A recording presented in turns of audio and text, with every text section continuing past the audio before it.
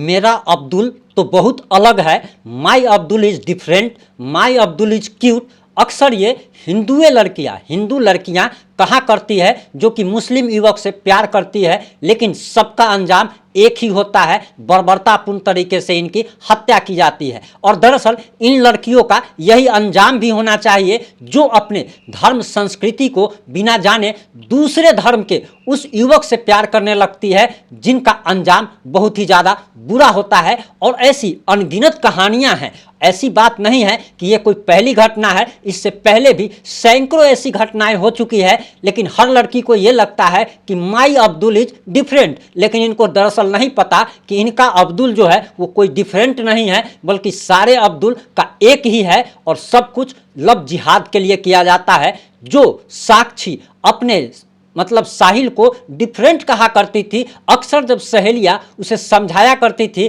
कि तुम जिस लड़के के साथ रहा करती हो, जिस लड़के के साथ तुम्हारा अफेयर है, जिस लड़के के साथ तुम शारीरिक संबंध बना रही हो, ऐसी बहुत सारी घटनाएं सामने आती है जिसमें ये लोग अपनी प्रेमिका का बेरहमी से कत्ल कर दिया करते हैं। तो साक्षी कहा करती थी और बड़े जोश से कहा करती थी कि माई साहिल इज डिफरेंट, लेकिन इनको पता नहीं था कि इनका भी अंजाम वैसे ही होने वाला था। हालांकि जो भी हुआ है वो ठीक ही हुआ है, ताकि ऐसी लड़कियों को ऐसे ही मर जाना चाहिए और बेमौत मरना चाहिए। और हम तो कहते हैं कि इससे भी बर्बरतापूर्ण तरीके से उन लड़कियों को मर जाना चाहिए और कोई मार दे इनको, जो भी अपने परिवार समाज की मतलब समाज की और ना तो अपने परिवार की परवाह करती हैं। इन्हें अपने 25 साल का बाप का प्यार याद नहीं आता, इन्हें अपने 25 साल तक की उम्र तक अपनी माँ का प्यार याद नहीं आता। ये अपने दादा दादी का प्यार भूल जाती है और 2 दिन के प्यार के लिए और 5 मिनट के चरम सुख के लिए किसी भी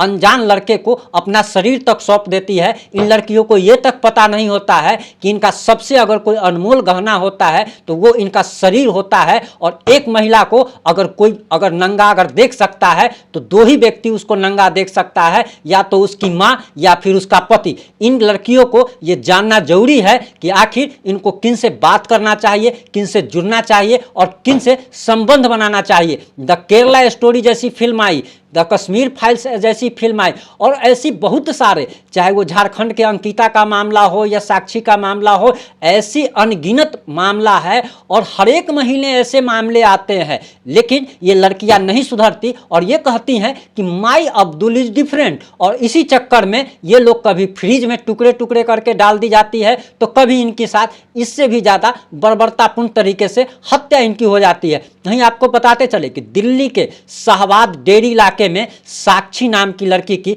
बर्बरतापूर्ण तरीके से हत्या कर दी गई। और वहीं जब आप उस घटना के बारे में जब आपको जानकारी मिलेगी तब आपको ताज्जुब होगा कि जिस समय साहिल साक्षी की बर्बरतापूर्ण तरीके से हत्या कर रहा था, उस गली से दर्जनों लोग आ जा रहे थे। वो हम आपको फुटेज नहीं दिखा सकते हैं क्योंकि यूट्यूब और फेसबुक के कम्युनिटी गाइडलाइंस का उल्लंघन हो जाएगा और इस वीडियो को रिमूव कर दिया जा सकता है, जिस कारण से वो फुटेज तो हम आपको नहीं दिखा सकते हैं। लेकिन सोशल मीडिया पर ऐसी बहुत सारी फुटेज वायरल हो रही है जिसमें आप देख सकते हैं कि लोग आ जा रहे हैं उस गली से और कोई व्यक्ति किसी को मार रहा है, लेकिन कोई बचाने की बात तो छोड़िए, कोई उधर देखता तक नहीं है। और इतना मतलब कह सकते हैं कि इंसानियत अब दफन हो चुकी है, इंसानियत मर चुकी है कि कोई किसी को बचाने तक नहीं आता। आखिर ये जिंदगी जो हो गई है, इससे अच्छा जो है, शहरों से अच्छा तो हमारा गांव है कि अगर किसी को अगर कुछ होता है तो उस समय 50 लोग जमा हो जाते हैं। लेकिन शहर की जिंदगी ऐसी हो गई है कि आप जहां पे रहते हैं, आपके बगल में रहने वाला व्यक्ति आपको जानता तक नहीं। गांव में लोग आपके पिता से आपको पूरे उस एरिया में जानते हैं, लेकिन अगर आप शहर में और पति भी हैं, आप 5 करोड़ का गाड़ी भी चढ़ते हैं, तो आपके बगल में रहने वाला व्यक्ति आपको नहीं जानेगा और ना ही आपको वैल्यू मिलती है। शहर की जिंदगी तो ऐसी संकीर्ण हो चुकी है कि दरअसल अब इंसानियत शहर में खत्म हो चुकी है। कोई गश खा करके गिर पड़ता है, लोग वहां पे वीडियो बनाने लगते हैं, लेकिन कोई उसे उठाकर अस्पताल तक नहीं पहुंचाता। साक्षी की भी कहानी कुछ ऐसी ही है। जब उसे ईंटें पत्थरों से मारा जा रहा था, बर्बरतापूर्ण तरीके से मारा जा रहा था, जब उसे चाकू से गोदा जा रहा था, जब उसे बड़े बड़े पत्थरों से उसे बार बार ये किया जा रहा था और उसकी जीवन लीला खत्म हो चुकी थी, वो इस दुनिया को छोड़ चुकी थी, इसके बावजूद उसे पैरों से लाशों को जिस तरीके से मारा जा रहा था, इसके बावजूद भी अगर हिंदू लड़की अगर नहीं सुधरती है तो ऐसे ही हम कहते हैं कि साहिल और ज़्यादा पैदा लेनी चाहिए और ऐसी लड़कियों का इससे भी ज़्यादा भयानक अंजाम होना चाहिए कि जो लड़कियां अपने धर्म संस्कृति, अपने माता पिता की इज्जत का ख्याल नहीं रखती है और 5 मिनट के चरम सुख के लिए क्या से क्या कर लेती है। उन्हें अपने बाप का, उनकी उम्र अगर 25 साल हो जाती है, उनकी उम्र अगर 20 साल हो जाती है तो उन्हें अपने 20 साल के अपने बाप का प्यार याद नहीं रहता, उन्हें अपनी माँ का प्यार याद नहीं रहता, लेकिन 2 दिन के प्यार के लिए वे अपने माँ बाप से बगावत कर बैठती है और ऐसी लड़कियों का यही अंजाम होना चाहिए। और साक्षी कोई अंतिम लड़की नहीं है। फिर 10 दिन के बाद हम ऐसी ही न्यूज़ आपको सुनाएंगे कि जब वो साक्षी के जगह पर कोई और लड़की होगी और ये अनवरत चलता रहेगा। आखिर ये साक्षी नाम की लड़की हो या किसी भी नाम की लड़की हो, ये लोग, इन लोगों की मानसिकता क्यों नहीं समझ पाती है और चंद लम्हों के दैहिक सुख के लिए ये लोग कितने स्तर तक गिर जाती हैं जिसका कोई हिसाब किताब नहीं है।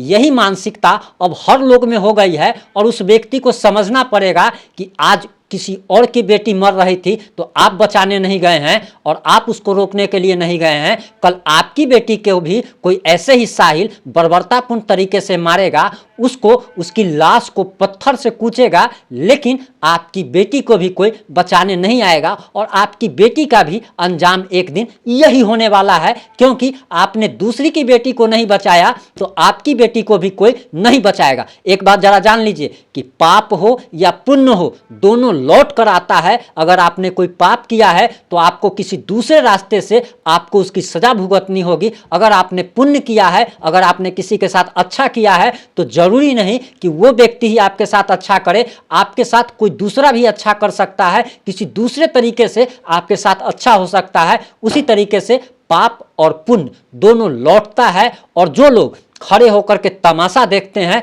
भगवान करे कि कल के डेट में उनकी भी बेटी के साथ वैसी ही वारदात हो और कोई उनकी बेटी को भी बचाने ना जाए। इस बात से आप कितना सहमत हैं जरूर बताइएगा। और हिंदू राष्ट्र की इसीलिए कल्पना की जा रही है। और दरअसल ये लव जिहाद जो है, अपनी बेटियों को आप जितना पढ़ाते हैं, आप कहते हैं कि हम डॉक्टर बनाएंगे, इंजीनियर बनाएंगे, सबसे पहले अपनी बेटियों को अपने धर्म के बारे में जानकारी दीजिए, अपने इतिहास के बारे में जानकारी दीजिए। अरे आजकल के तो लोगों को अपने दादा का नाम, परदादा का नाम नहीं पता। आजकल के बच्चों से आप पूछिए ना तो उनको अपने परदादा का नाम पता नहीं होता है, उनके गांव का इतिहास पता नहीं होता है कि आखिर उनकी उत्पत्ति कहाँ हुई, उनके पूर्वज कहाँ से आए थे।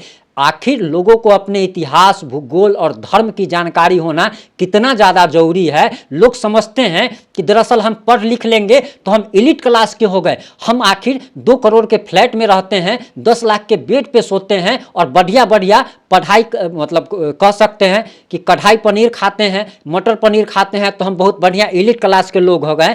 उनको शायद पता नहीं है कि डॉक्टर नारंग जो था दिल्ली का, वो बहुत पैसा कमाता था, लाखों रुपए कमाता था और डॉक्टर था, MBBS की डिग्री ली थी, लेकिन उसकी हत्या कैसे हो जाती है आप समझ सकते हैं। तो इसीलिए आपके पास भले ही एजुकेशन हो, लेकिन आपको धार्मिक का ज्ञान होना चाहिए, अपने धर्म का ज्ञान होना चाहिए, आपको सही गलत की पहचान होनी चाहिए। और ये जिम्मेवारी माता पिता की है कि आप अपने बच्चों को आप मॉडर्न जो शिक्षा देना है उसे तो जरूर ही दीजिए, लेकिन धर्म के बारे में भी समझाइए। और व्यवहारिक ज्ञान भी बहुत ज़्यादा जरूरी होता है, सामाजिक ज्ञान भी बहुत ज़्यादा जरूरी होता है। और सिर्फ किताबी ज्ञान से लोग बड़ा नहीं बन जाता, एलिट क्लास नहीं हो जाता। उसके लिए सामाजिक, व्यवहारिक, धार्मिक तीनों ज्ञान का होना बेहद ही ज़्यादा जरूरी है। रहे हमारे साथ। जय हिंद, जय भारत, जय जय बिहार।